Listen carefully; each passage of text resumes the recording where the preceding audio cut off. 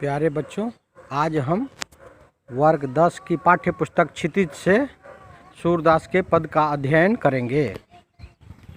आप प्रकृति में बादल और दिखाई दे रहे हैं, पेड़ पौधों और बादल को देखिए, आनंद लीजिए और मेरी बातों को ध्यान से सुनिए।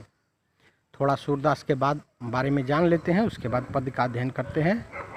सूरदास का जन्म 1478 ईस्वी और जन्म स्थान के बारे में एक मान्यता कहती है कि उनका जन्म मथुरा के निकट रेणुका क्षेत्र में, और दूसरी मान्यता है कि उनका जन्म दिल्ली के पास सिंही नामक स्थान में हुआ। ये महाप्रभु वल्लभाचार्य के शिष्य थे और वे मथुरा और वृंदावन के बीच गौ घाट पर रहते थे। 1583 में पारसौली में उनका निधन हो गया। उनके 3 ग्रंथ महत्वपूर्ण हैं: सूरसागर, साहित्य लहरी, सूरसारावली, जिसमें सूरसागर सबसे अधिक लोकप्रिय माना जाता है। सूरदास वात्सल्य और श्रृंगार के श्रेष्ठ कवि माने जाते हैं। उनकी कविता में ब्रज भाषा का निखरा हुआ रूप है।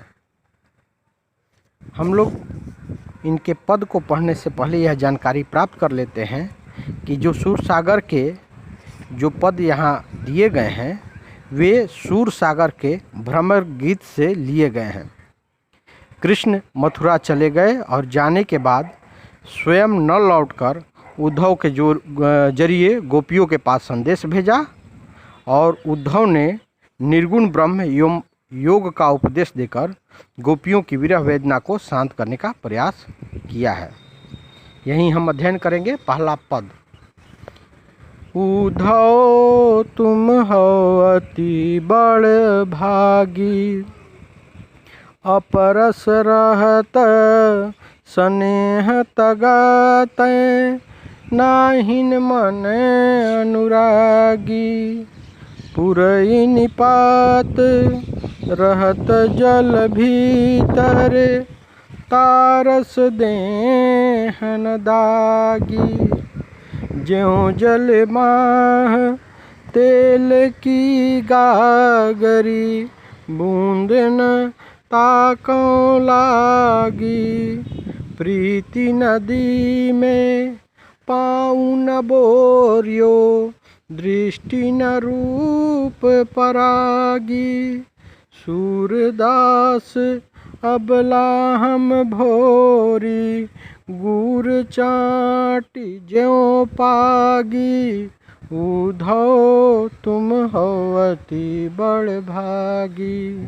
प्रस्तुत पद में यह गोपियाँ जो हैं कहती हैं कि उद्धव आप तो बड़े ही भाग्यवान हो, क्योंकि आपके मन में अनुराग ही नहीं है और आप स्नेह के धागे से बंधे हुए नहीं हैं, एकदम अलग हैं। जैसे कमल के पत्ते जल के भीतर रहते हुए भी उनके शरीर पर जल का स्पर्श नहीं होता, उनके शरीर पर उसका जल का रस नहीं लगता, उसी तरह से आप हैं। जैसे कि तेल की गागरी को जल में डुबाया जाए तो उस गगरी पर तेल की एक बूंद भी नहीं लगती है। आपने कभी प्रेम की नदी में पाँव भी न डाला, नहीं आपकी दृष्टि जो है दूसरे पर मुग्ध होने की है। तो सूरदास कहते हैं कि गोपियाँ कहती हैं कि हे उद्धव, हम तो अबला हैं, हम भोली हैं।